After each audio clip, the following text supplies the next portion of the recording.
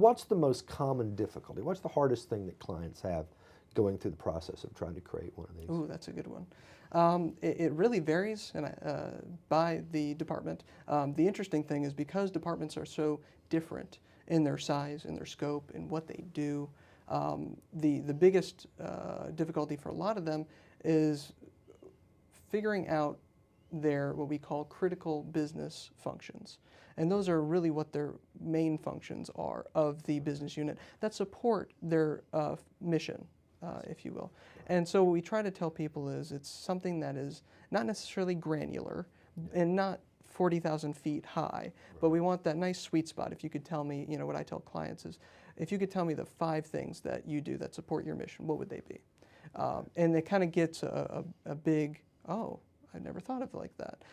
And so once we have them identify those, we have them prioritize them for their business unit, prioritize them for the university. We have a Likert scale, 1 to 5, that says how important this is to the university. Right. And then we want them to rank them as far as what the impacts would be. Would it be a financial impact if you were to lose this function or that function? Would it be operational?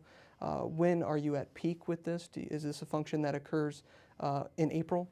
Or April through May, or what have you, and at that point you're really vulnerable to a disruption, those kind of things.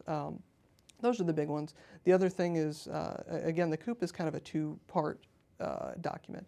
First of all, it's a contingency plan for the business unit, for the department, to really figure out what are those things that we need to do, who do we need to call, things of that nature. The second part of it is it's a data gathering tool for us to analyze what those impacts are.